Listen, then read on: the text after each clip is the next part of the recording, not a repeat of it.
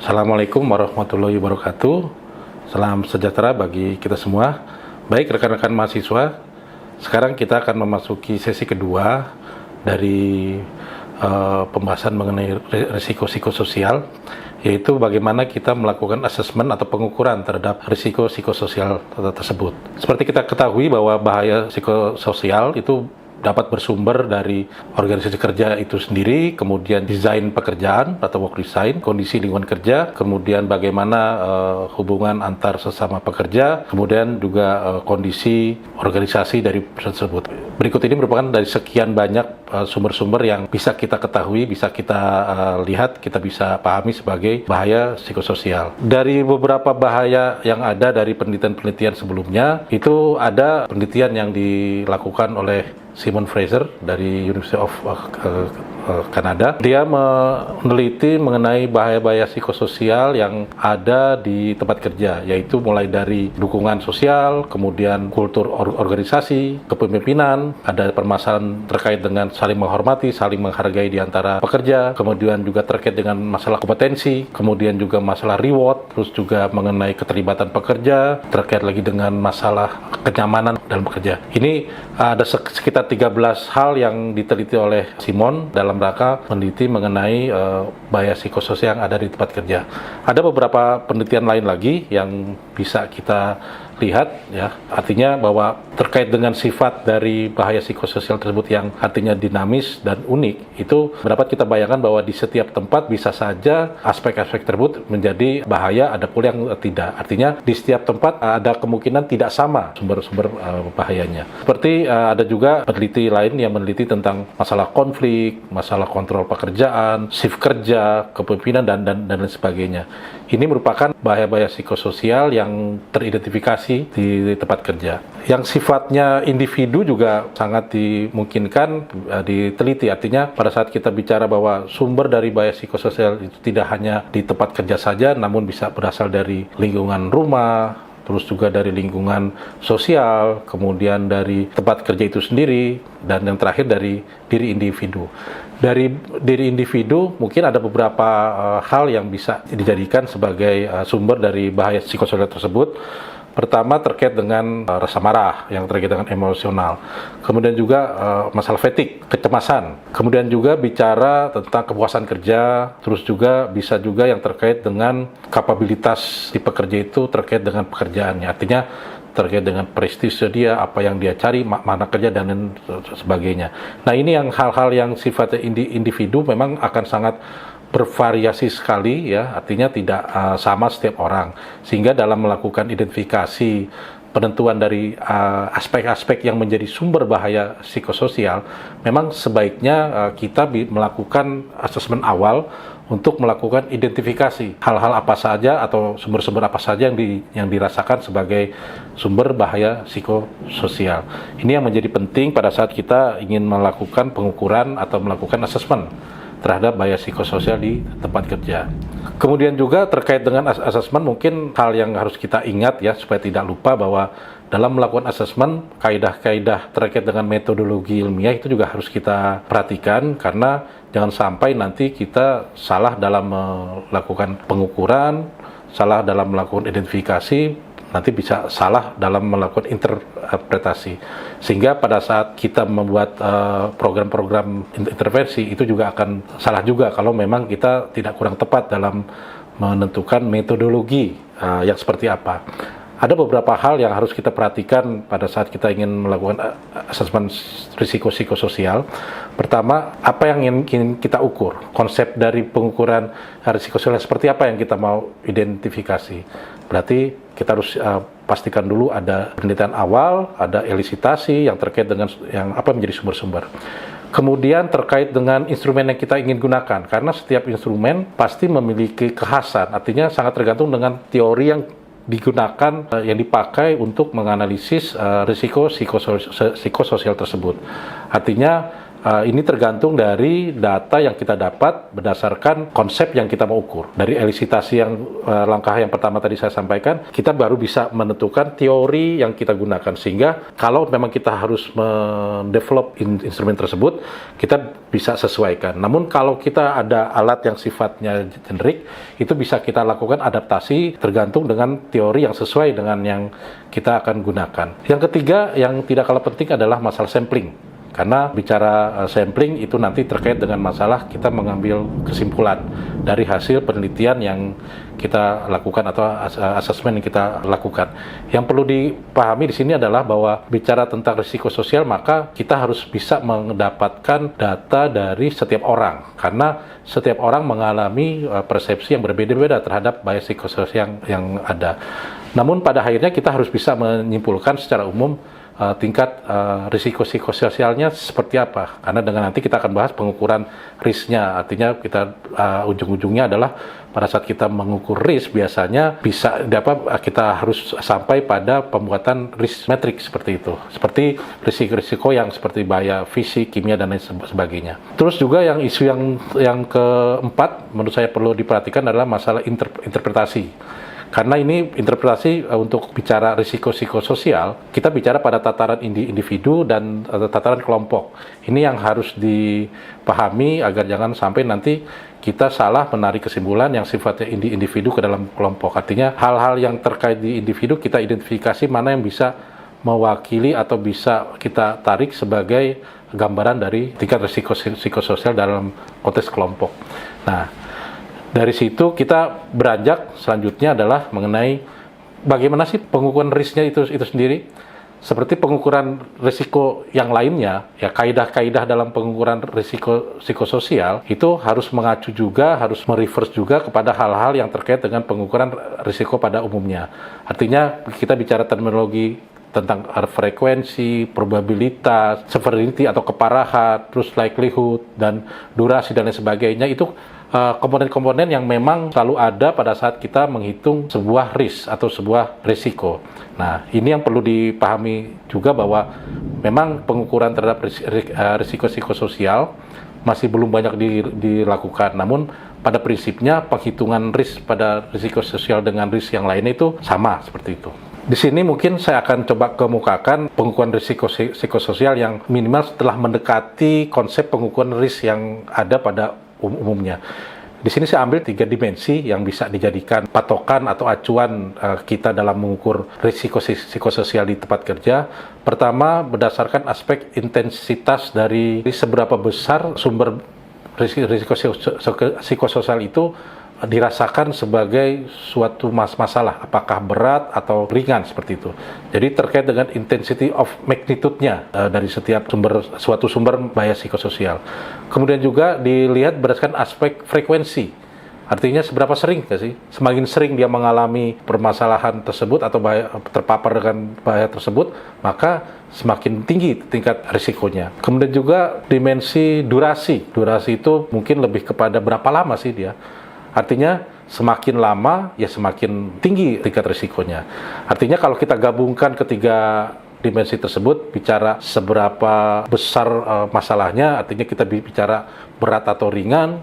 Terus pada saat kita bicara frekuensi, kita bicara sering atau jarangnya dia mengalami masalah tersebut, bicara dimensi durasi, seberapa lama kalau dia mengalami suatu permasalahan tersebut. Sehingga kalau kita mengambil gampang ya, atau mengambil simpelnya adalah contohnya seperti ini.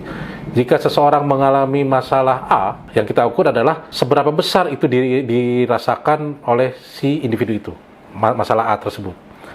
Artinya kalau masalahnya dianggap semakin besar, terus kita akan cek lagi seberapa sering. Semakin sering dia mengalami masalah A, maka semakin tinggi tingkat risikonya. Kemudian kita ukur lagi berdasarkan durasinya, seberapa lama. Artinya kalau dia mengalami masalah A, sudah merasakan berat, kemudian dia sering mengalami permasalahan tersebut, masalah A tersebut, dan kalau dia mengalami masalah itu dia merasa dalam jangka waktu yang lama, maka kita bisa perhitungkan bahwa tingkat risikonya akan semakin besar seperti itu. Jadi bisa saja suatu masalah dirasakan berat oleh si individu, namun jarang dia alami, dan kalaupun dia alami waktunya sebentar. Nah, itu akan menghasilkan kombinasi tingkat risiko yang berbeda. Jadi semakin berat, semakin sering dan semakin lama dia mengalami permasalahan suatu permasalahan itu, maka bisa kita pastikan risikonya akan semakin berat. Di sini mungkin 3 aspek yang bisa dipergunakan, tapi masih bisa dikembangkan lagi, ada dimensi lain lagi atau aspek yang lain lagi yang memang bisa menjadikan salah satu indikator untuk mengukur tingkat risiko psikososial. Bicara cara penghitungan levelnya, sekarang alat ukur apa saja sih yang sudah ada. Nah, mungkin kalau rekan-rekan mahasiswa mengetahui yang kita tahu selama ini tentang stres kerja, nah instrumen-instrumen itu yang selama ini mungkin banyak digunakan untuk mengukur konteks yang kita bahas sekarang, risiko psikososial. Meskipun perlu dipastikan lagi alat-alat instrumen tersebut mengukur tentang risiko psikososialnya atau stres kerjanya tuh berdasarkan dimensi apa saja, karena kalau kita mengacu lagi kepada bagaimana penghitungan risk yang benar atau risk yang sesuai dengan penghitungan risk yang lain, maka komponen-komponen terkait dengan masalah yang minimal 3 yang saya sampaikan sebelumnya itu menjadi pertimbangan, ya. Nah, dalam beberapa literatur saya menemukan beberapa instrumen yang biasa sering digunakan dalam melakukan assessment terhadap psikososial, yaitu bisa dalam bentuk checklist. Artinya ada serangkaian kondisi-kondisi yang si individu tinggal mencentang apakah dia merasakan itu sebagai masalah atau tidak. Ada juga yang sifatnya self report, ya, yang selama ini mungkin kuesionernya sudah dikenal, bisa COPSOC, kemudian DAS, atau yang sifatnya yang Copenhagen itu dan perception of stress itu sebetulnya bisa digunakan dan ini memang sering seperti itu, ya. Kemudian ada juga metode instrumen yang dalam bentuk interview, intinya berisi serangkaian daftar pertanyaan mengenai hal-hal yang dianggap sebagai sumber stres dan bagaimana itu bisa terjadi pada diri dia dan sebagainya. Bisa juga ada alat yang digunakan melalui focus group. Ini hampir sama dengan daftar interview, namun ini lebih sifatnya kelompok. Artinya instrumen ini digunakan tergantung dengan tingkat kebutuhan dari informasi yang kita ingin dapatkan apa. Memang semakin banyak variasi instrumen yang kita akan gunakan, maka kita akan mendapatkan berbagai macam variasi atau tingkat kedalaman dalam meneliti risiko psikososial yang dialami oleh individu atau pekerja. Nah, ini mungkin untuk instrumen. Berlanjut lagi, kita bicara masalah bagaimana setelah didapatkan, terus apa harus yang kita lakukan. Ini mungkin terkait dengan masalah intervensinya, ya. Artinya hasil dari misal kita dapatkan, ternyata kita identifikasi banyak sekali beberapa sumber bahaya psikososial yang kita dapatkan, sampai kita buat tingkatnya apakah itu termasuk tinggi atau rendah atau sedang, seperti itu. Nah, itu kan semuanya harus kita lakukan intervensi. Sebetulnya dalam konteks intervensi psikososial, kita harus punya frame berpikir kalau kita bicara proses, suatu proses itu, atau bicara tentang contohnya sungai lah. Sungai itu ada hulu dan hilir. Kalau kita bicara ingin mengintervensi risiko psikososial, mungkin selama ini kita hanya berpikir di hilir. Artinya kebanyakan kita yang nanti berprofesi sebagai orang safety selalu berfokus pada di tempat kerja, terus juga kejadian misalnya ada yang bicara at risk behavior, ada yang masalah penyakit akibat kerja karena terkait dengan risiko psikososial.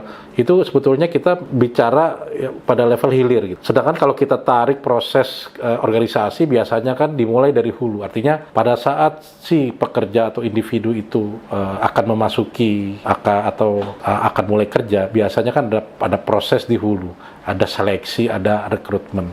Nah, mungkin info atau data-data yang terkait dengan yang di hulu tersebut, kita sebagai orang safety misalnya nanti kalau rekan-rekan semua sebagai orang safety harus punya pemahaman bahwa permasalahan di hilir pasti terkait dengan di masalah yang ada di hulu. Artinya apa? Sebetulnya kalau kita sebagai orang K3 kan prinsipnya melakukan preventif. Preventif berarti kita bukan berarti kuratifnya kita abaikan. Kuratif tetap harus ada. Orang yang mengalami sakit harus disembuhkan. Orang yang mengalami masalah harus itu. Namun bagaimana lesson learn-nya ke depan selanjutnya bahwa jangan sampai muncul kembali dampak-dampak yang ada di hilir. Nah, itu yang harusnya kita sebagai orang safety itu mencegah bicara dari hulu juga seperti itu. Nah, bicara hulu ke hilir, maka kita bisa konteks bahwa kalau kita hanya berkutat mengatasi permasalahan yang ada di tempat kerja saat ini, maka kita berpikirnya pada kondisi di hilir.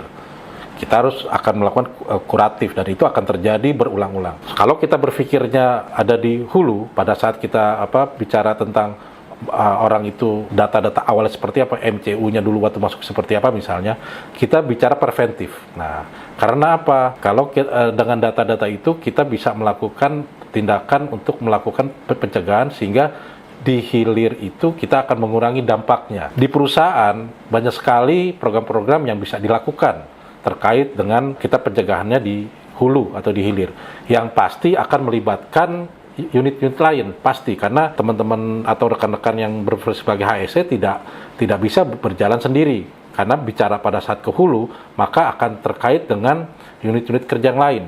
Yang paling pasti adalah HR misalnya, atau HC lah, human capital. Nah, disitulah kita harus bisa membuat kerjasama atau kolaborasi terkait dengan supaya pencegahan munculnya dampak dari risiko psikososial di tempat kerja. Misalnya terkait dengan ada yang paling pasti harus ada survei dulu ya, survei mengenai sumber risiko sosial yang ada itu seperti apa. Masalah nanti yang mengerjakannya orang HR atau orang HRD atau K3 itu masalah nomor 2. Yang penting ada nggak pekerjaan program itu. Karena dengan melakukan assessment itu merupakan kunci awal kita. Kita bisa mengidentifikasi, kita tahu sumbernya yang mana. Selain itu juga di perusahaan-perusahaan itu biasanya ada istilahnya Employee Assistance Program, EAP ya.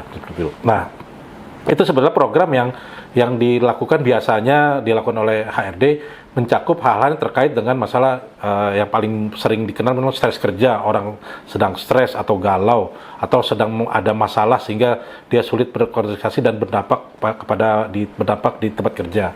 Nah, ini biasanya kalau sudah ada itu bisa dioptimalkan. Kemudian juga kalau di safety biasanya ada istilah coaching and counseling. Bicara coaching and counseling, orang-orang HSE biasanya di tempat kerja langsung nih berhadapan dengan namanya melakukan coaching and counseling, karena pada saat yang bersamaan bekerja terus melakukan feedback atau melakukan jika ada pekerja yang melakukan unsafe act atau unsafe condition, biasanya dilakukan program coaching and counseling. Nah, ini yang harus dipastikan ada nggak program. Kalau memang belum ada, bisa dijadikan sebagai salah satu program ya, seperti itu. Nah, dari sekian program-program yang ada di situ, minimal akan bisa mencegah sebetulnya. Yang paling penting memang di sini kolaborasi dengan unit-unit terkait dengan bagaimana kita bisa mencegah munculnya perilaku berisiko atau munculnya unhealthy behavior, sehingga membuat penyakit-penyakit yang tidak terkait langsung dengan pekerja itu muncul. Itu sebetulnya bisa diantisipasi sejak dari hulu. Kalau menurut saya itu sudah dari hulunya gitu, karena dari hulu itu menjadi sumber dari segala macam semuanya ini bisa berdampak buruk atau tidak. Kalau dari hulunya itu sudah berdampak udah ada bakat atau ada hal yang memang bisa membahayakan atau bisa merugikan si pekerja misalnya, itu kan kebayang nanti prosesnya dia di tempat kerja juga seperti apa, sehingga pada saat di hilir Anda akan mendapatkan akumulasi permasalahan yang terkait dengan risiko psikososial itu sudah menumpuk gitu loh ya. Dapat dibayangkan untuk memanage yang sifatnya bukan psikososial saja, saya yakin sudah kewalahan nih rekan-rekan yang sebagai orang safety misalnya. Ditambah lagi kalau memang ada hal-hal yang sifatnya di luar yang sifatnya tidak terlihat, misalnya tentang stres kerja atau apa. Itu yang menurut hemat saya perlu dipastikan bahwa kita dalam melakukan intervensi risiko sosial di tempat kerja tidak hanya berkutat di hilir saja seperti itu. Kalau kita hanya di hilir saja, maka kemungkinan besar kita hanya mengurusi hal itu dari tahun ke tahun, hal yang sama dengan orang yang berbeda-beda, dan ada kemungkinan orangnya sama-sama juga seperti itu. Artinya orang yang memang bermasalah secara psikis ya bisa berulang terus sehingga akan membahayakan. Sedangkan kalau kita bicara dari hulu, kita melakukan antisipasi dari awal bahwa orang-orang yang seperti apa kita identifikasi punya karakter atau punya atribut atau punya ciri yang memang kita bisa pastikan itu akan berdampak pada saat dia kerja, itu kita bisa antisipasi. Disinilah sebetulnya kunci intervensi dari bahaya dari risiko psikososial, menghindari hal-hal yang sifatnya sebetulnya yang tidak perlu terjadi di lapangan di saat kerja, tapi kita bisa cegah dari jauh-jauh tahap seperti itu. Mungkin itu secara umum pemaparan saya mengenai asesmen psikososial. Untuk lebih detailnya nanti memang bagaimana kita menghitung risk level dan lain sebagainya itu nanti akan dibahas di mata kuliah tersendiri. Karena ini memang saya memaparkan hal-hal yang sifatnya umum terkait dengan prinsip-prinsip keselamatan, sehingga memang yang saya harapkan Anda bisa mendapatkan horizon-nya, Anda bisa mendapatkan frame of thinking-nya dalam memahami bagaimana posisi dari bahaya psikososial, kemudian bagaimana melakukan asesmennya, kemudian bagaimana nanti mengintervensinya, itu merupakan satu kesatuan, sehingga tidak membutuhkan kontribusi dari mungkin disiplin ilmu yang lain, misalnya ergonomi, kemudian juga hygiene industri dan lain sebagainya, health juga, kesehatan kerja, bisa juga dalam konteks bicara dengan unit kerja yang lain, artinya kolaborasi atau kerjasama dengan unit-unit kerja selain HSE, misalnya dengan HRD, dengan produksi dan sebagainya, itu tetap mutlak dilakukan karena ini merupakan satu kesatuan proses produksi. Kalau bicara proses produksi, kita nggak hanya bisa melihat secara parsial, namun satu kesatuan. Sehingga nanti dengan sinergi yang ada, dampak atau hasil dari intervensi itu bisa kelihatan seperti itu. Mungkin itu dari saya. Terima kasih atas perhatiannya. Assalamualaikum warahmatullahi wabarakatuh.